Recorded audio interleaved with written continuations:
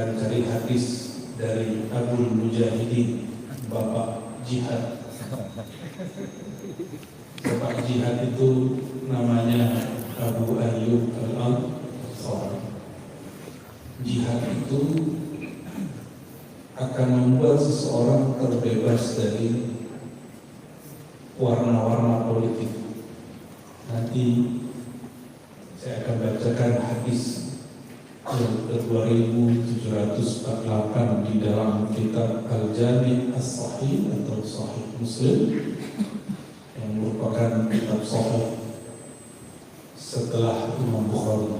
Sahih Bukhari Muslim itu kita kira satu kitab, enggak, itu dua kitab. Ada Bukhari, ada Muslim.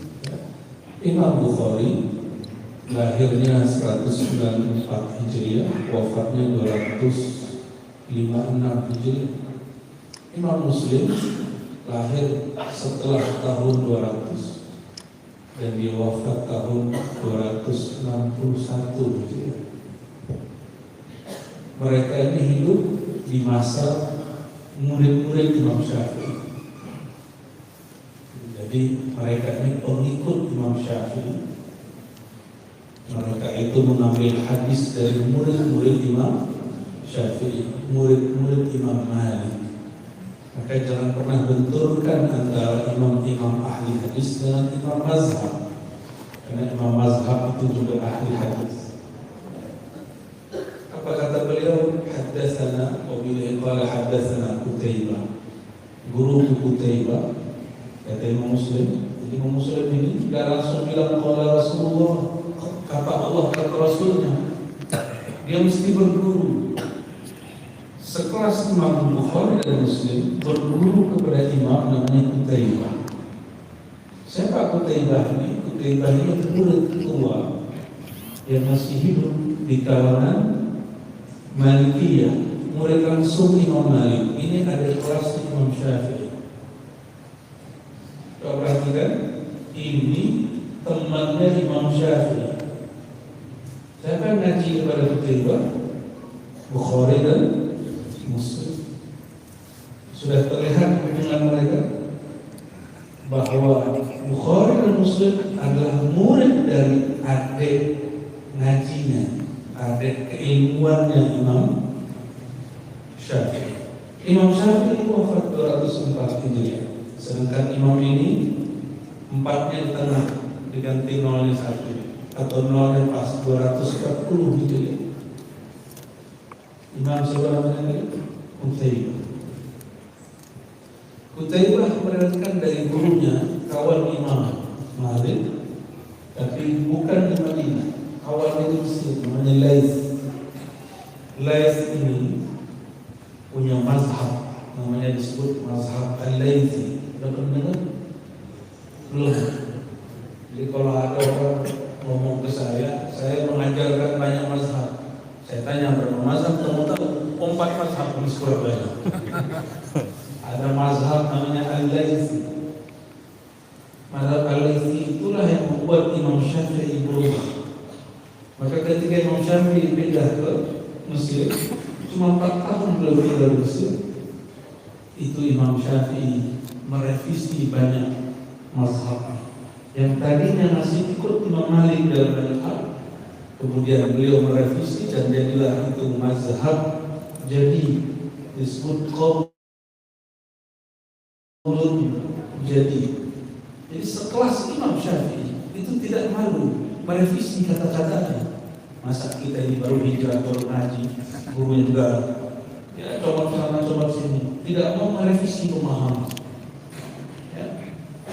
Imam Syafi'i berguru ke Laits, Imam Qutaibah berguru ke Laits. Jadi mereka ini seperguruan.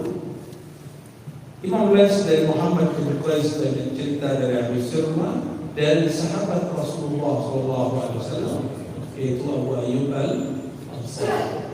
Ini jalur luar biasa. Kenapa? Imam Laits tadi berguru kepada hakim agung yang ditugaskan oleh salah satu wali yang juga pemimpin, namanya Umar bin Abdul Aziz. Jadi jalur aulia semua. Ahli hadis wali. Kan banyak ahli hadis yang hadas. Dia ngerti hadis untuk mau ngecek orang. Dia ngerti hadis untuk bidah-bidahin orang. Dia baca hadis untuk bidah-bidahin orang. Kalau ini enggak. Nama imamnya Muhammad bin Qais, guru dari Laits, kakek gurunya Imam Syafi'i. Dia dari Abu Sulaiman, dari Abu Ayyub al-Ansari. Pada cerita langsung kepada Abu Ayyub al-Ansari, bapak mujahidin. Kenapa saya sebut tadi di awal? Beliau ini berjuang sesuai dengan nama masjid Al-Jihad, masjid perjuangan. Itu sudah melewati sekat-sekat politik. Ini perbedaan politik yang luar biasa. Ada apa-apanya Indonesia. Tahun 2016 sampai 2019 Indonesia kan luar biasa. Masjid Al-Jihad sepertinya ikut terkena imbasnya. Tapi Abu Ayyub membuatkan kaidah. Abu Ayyub ini lahirnya tidak diketahui, tapi dia sudah sangat tua. Waktu umurnya 90-an, itu kira-kira tahun 50 lebih. Dulu kan gak ada KTP, gak ada dukcapil. Jadi ulama kita memperkirakan kira-kira dia wafat 51, 52, 53, atau 54 Hijriah. Anggaplah 50-an. Waktu itu umurnya sudah 90 dan dia ikut berjihad ke Turki. Ada satu negeri yang negeri itu separuhnya Asia, separuhnya Eropa. Kita sebut apa sekarang? Konstantin dulu. Sekarang disebut Istanbul, yang bagian dari Turki. Abu Ayyub al-Ansari mau datang ke sana, berjuang bersama dengan anak musuh dia, anak musuh politiknya, tapi bukan musuh agamanya. Jadi ingat, musuh politik bukan berarti musuh agama. Siapa musuh politik dia? Muawiyah bin Abi Sufyan. Siapa anaknya? Nabi Yazid. Itu Abu Ayyub al-Ansari. Dulu ketika Muawiyah tidak mau tunduk mengakui kekhalifahan Sayyidina Ali, apa yang terjadi? Terjadilah perang akbar bernama Siffin. Itu perang berdarah.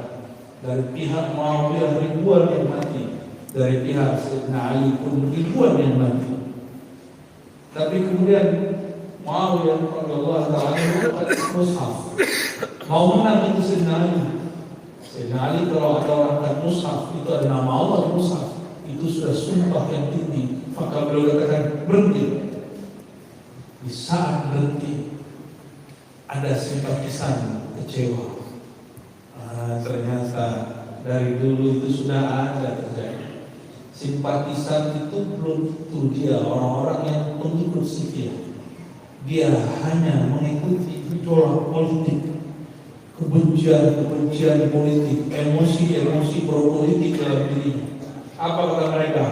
Ali Finnar. Ali itu neraka. Ali kafir.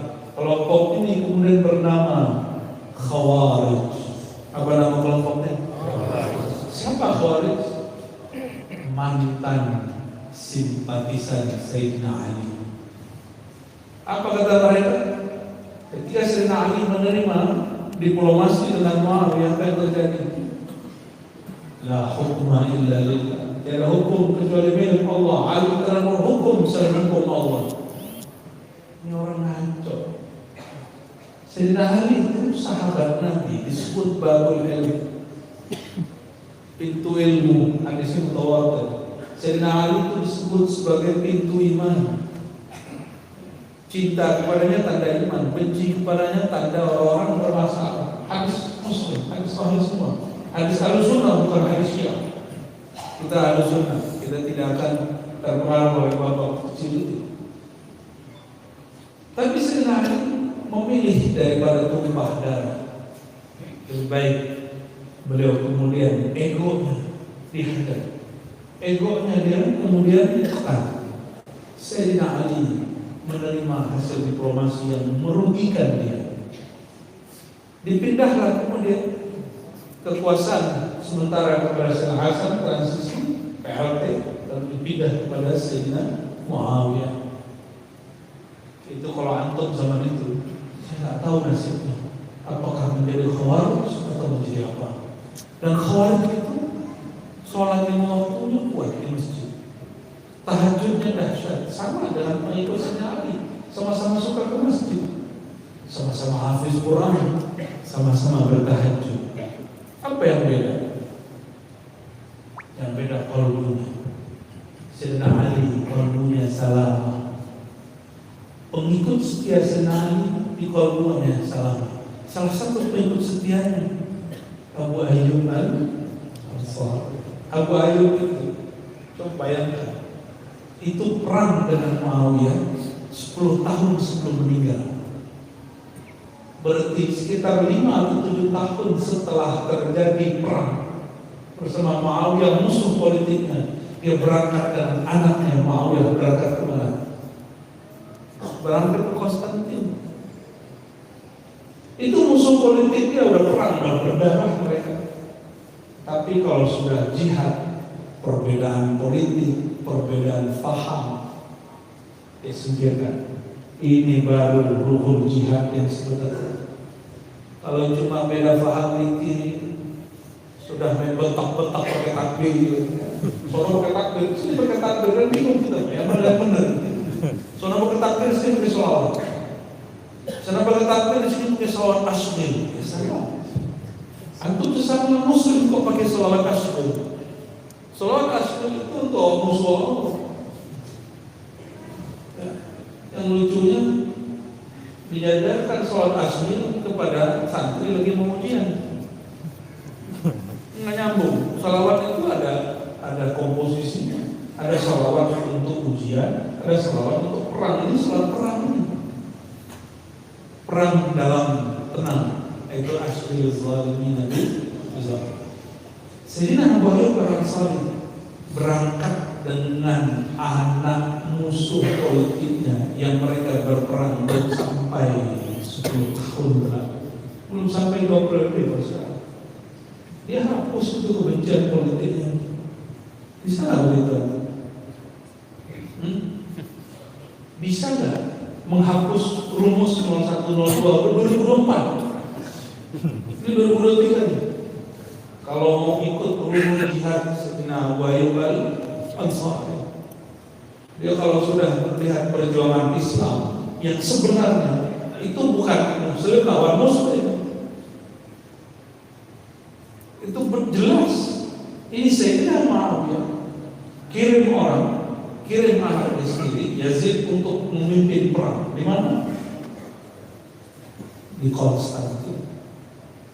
Karena ternyata Sayyidina Abu Ayyub pernah dengar Nabi SAW berkala, ya, bahwa nanti akan ada tentara yang akan menaklukkan Konstantin. Banyak al-jaysh jayshuha, sebaik-baik tentara adalah tentara, dilupakan semua oleh Abu Ayyub. Biarlah konflik Sayyidina Ali Muawiyah itu konflik mereka, tapi Sayyidina Ali toh juga sudah mundur, sudah salah sudah mundur, hatinya sudah selamat. Kenapa hati saya belum selamat? Kira-kira begitu di hatinya. Maka dia berangkat.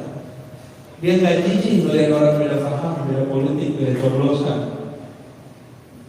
Masih begitu nggak? Ustaz 0 sekian gitu ya. Itu masjid 0 sekian. Sebegitu nggak? Yang dicoblos itu jadi menteri, yang dibencinya cuma baru main dicoblos ya salam. Kita masih benci-bencian di sini. Jangan-jangan antum khawarij ya sama ini. Saya curiga. Alhamdulillah nih, berarti ruhul jihadnya nggak ada, yang ada ruhul jihad. Pilih mana ruhul jihad, ruhul jihad. Ruhul jihad konsepnya satu. I'la kalimatillahi hiyal ulya. Hanya meninggikan kalimat Allah, bukan meninggikan partai politik. Itu beda nggak? Oh, partai saya partai Islam, yang lain juga tentu partai Islam. Terus mana yang diakui Allah? Coba tahu? Sebanyak itu partai Islam Indonesia. Coba sebutin atau sebutin aja nggak apa-apa, bisa takut. Ada apa? PKS, PKB, apa lagi? Empat partai Islam. Nasionalis. Apalagi ada partai baru itu. Coba di antara partai Islam itu yang diakui di sisi Allah yang mana? Kan nggak tahu Pak. Ada yang tahu nggak? Ada yang punya akses ke Allah? Nggak ada yang tahu. Siapa tahu di antara orang-orang yang dia sedang berjuang berpolitik itu orang yang baik di hatinya. Dia lebih mulia daripada kita yang kemudian katanya membela Islam. Menurut saya Islam tidak perlu kita bela. Yang perlu kita bela itu pemahaman kita kepada Islam ini harus benar. Itu yang harus kita bela. Islam itu langsung Allah yang bela. Allah sempurna atau kurang? Yang sempurna perlu dibela. Yang sempurna nggak perlu dibela. Maka disebut bela Islam itu membela Islam di dalam diri. Kalau Islamnya nggak perlu dibela. Islam itu milik Allah, bukan milik saya, bukan milik kelompok. Karena dia milik Allah, Allah yang menjaga dia. Maka jika ingin berjuang atas nama Islam, pakai ulum jihad yang diajarkan Sayyidina Abu Ayyub Al-Ansari. Ini mumpung belum kampanye terbuka, maka saya berani ngomong begini Pak. Kalau sudah terbuka, udah. Mungkin dia takbir, ada yang sholawat, bentak saya pakai sholawat. Ada yang bentak saya pakai takbir. Kami mu'alim, kami para guru hanya ingin mengingatkan umat.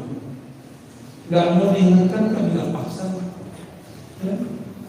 Banyak yang saya ingatkan dari tahun 2016 sampai 2019 gak mau. Kalau saya diteriak-teriakin di luar masjid, saya panggil kalau kamu teriak depan saya, nggak berani teriak depan saya. Beraninya di luar masjid, berani sama-sama. Coba, ayo satu-satu kita. Nggak ada yang berani bulan. Ternyata dia tidak membela Allah dan Islam, dia cuma membela emosi. Nah, Abu Ayyub Al-Ansari sudah lewat masa itu. Antum bayangkan. Itu perang, bukan lagi perang ngomong. Kalau kita cuma takbir doang, kita cuma beda coblosan doang. Ini sudah main tusuk-tusukan. Sudah meninggal dari teman Abu Ayyub sekian sahabat, sudah meninggal dari Muawiyah sekian sahabat. Tapi itu dilupakan sudah ketemu jihad fisabilillah. Dan mereka sadar kami kurang pas dalam berjuang. Kok membunuh sesama muslim? Perang sesama muslim. Mau itu terjadi lagi? Perang sesama muslim. Ntar masuk ke Palembang saya pakai paspor. Kata Abu Ayyub. Abu Ayyub ini sebelum kita masuk ke riwayatnya, ternyata rumahnya diberkati Rasulullah SAW. Awal baginda Rasulullah SAW masuk ke Madinah yang dulu namanya Yathrib. Itu semua kampung berdiri, orang-orangnya berjalan. Apa kata mereka? Wahai baginda, bangunlah rumah di tempat kami. Wahai baginda, bangunlah tempat ibadah, pusat masjid di tempat kami. Tapi apa kata baginda Rasulullah SAW? Biarkan kontak, fa'innaha ma'murah. Tinggalkan dia, biarkan dia. Dia diperintah oleh Allah SWT. Itu Nabi, kendaraan itu diperintah Allah. Kalau kita gimana? Jangankan kendaraan, mulutnya aja sembarangan aja.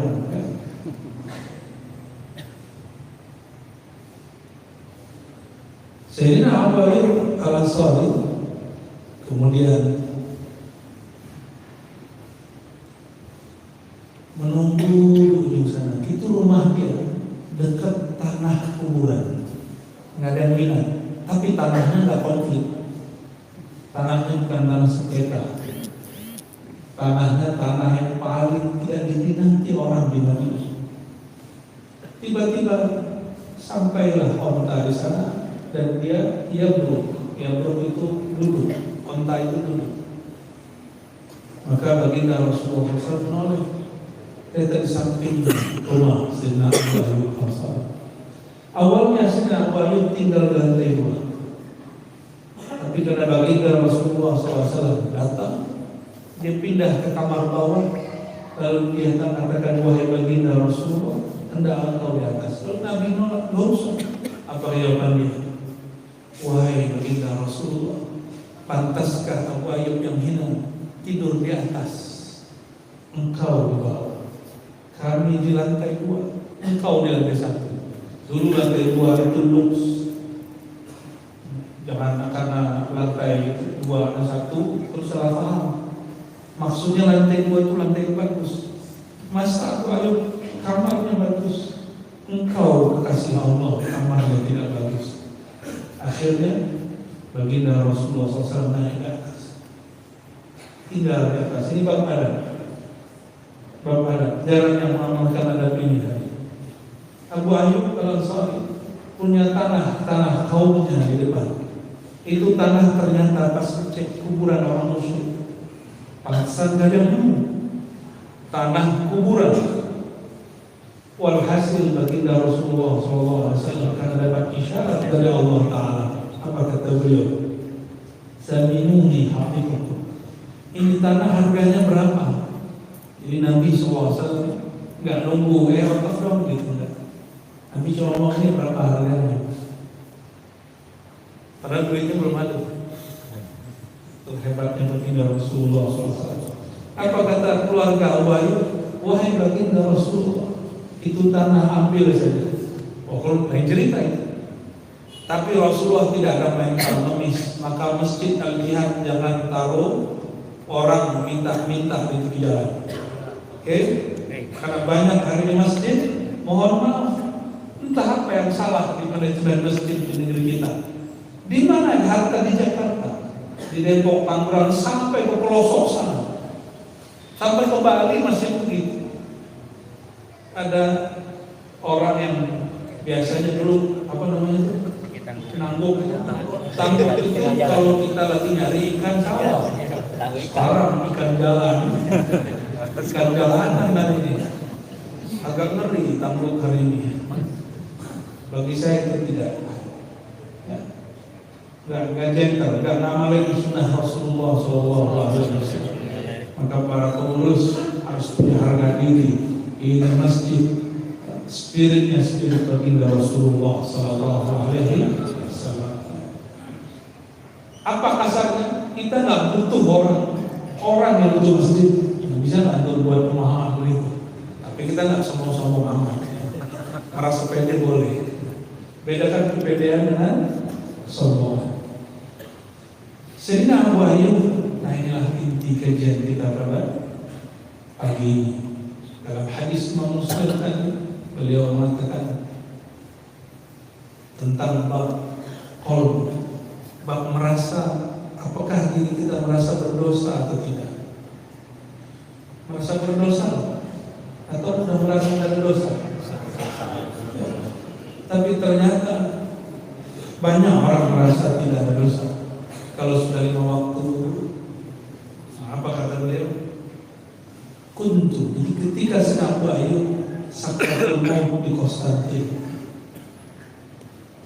dia dikuburkan dan kuburan itu berdekatan dengan sur Konstantinia, bentengnya Konstantin. Apa kata beliau? Hina hadarathu al-wafah kuntu katabtu ankum syai'an. Aku menahan diri untuk tidak sampaikan hadis itu. Sami'tuhu min Rasulillah SAW. Aku mendengarnya langsung dari baginda Rasulullah SAW. Apa kata beliau? Aku mendengar bahwa beliau bersabda. Tadi sekali, barangkali sudah ada yang dengar. Ternyata beliau nggak mau bacakan, kecuali ketika sakratul maut. Tapi saya bacakan ini bukan karena saya mau sakratul maut, karena ingin memenangkan. Imam Muslim bacakan hadis ini bukan ketika beliau sakratul maut. Laula annakum tuznibun, seandainya kamu tidak merasa punya dosa, tidak merasa ada dosa karena ibadah-ibadahmu, la khalaqallahu ta'ala khalqan yuzlimun yaghfir lahum. Maka Allah akan ciptakan generasi baru yang mereka berdosa, melakukan dosa, merasa berdosa. Lalu mereka merasa, ya Allah, kenapa kami banyak dosa? Bagaimana caranya kami keluar dari dosa? Lalu mereka datang kepada Allah dengan penuh kehinaan, minta ampun kepada Allah. Allah akan ampuni mereka. Hadis ini bukan hadis kebolehan berdosa. Hadis ini cuma ingin mengatakan bahwa merasa tidak berdosa itu dalam qalbu, itu sesuatu yang tidak disukai oleh Allah SWT. Maka setiap hamba mesti menyadari bahwa di dalam dirinya ada dosa. Sekelas baginda Rasulullah SAW, ketika kecilnya dibedah dadanya oleh Sayyidina Jibril, masih ada dua noktah sauda, dua noda hitam di kalbunya. Itu dibersihkan. Itu Rasulullah. Pernah dibedah Jibril nggak ada? Nggak ada. Nggak pernah. Udah mati. Sayyidina Jibril itu cahaya, tubuhnya cahaya. Jadi kalau dia bedah itu kecepatannya kecepatan cahaya. Jadi nggak melukai apapun di kalbu baginda Rasulullah Sallallahu Alaihi Wasallam. Sayyidina Jibril pun mengulang kembali karena perintah Allah untuk membersihkan. Dan kalau kita nggak ada yang bedah, maka yang bisa membedahnya kita sendiri dengan cara istighfar. Dan istighfar itu bukan lagi ingat orang.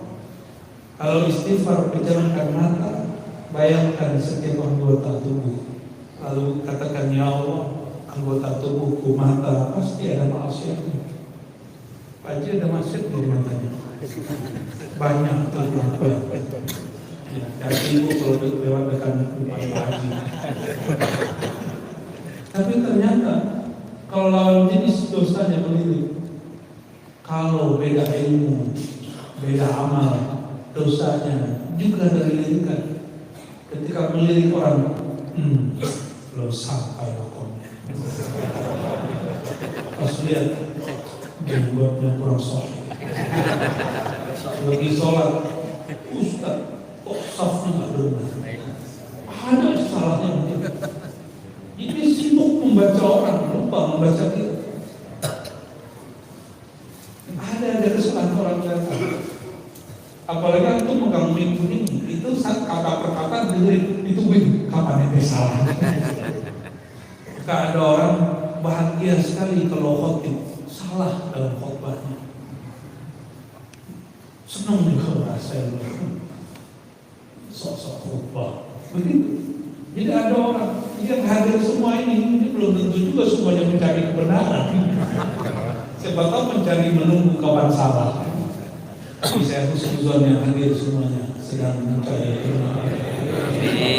Orang yang nonton kajian kita baik live ataupun tidak live, itu tidak semua mencari kebenaran. Ada yang lagi nunggu. Ya, bagaimana si ustaz ini keliru? Bagian kelirunya potong. Kalau dulu yang dipotong itu isi kita. Korbannya Ibnu Arabi dituduh suci, korbannya Imam Syarafi dituduh sesat.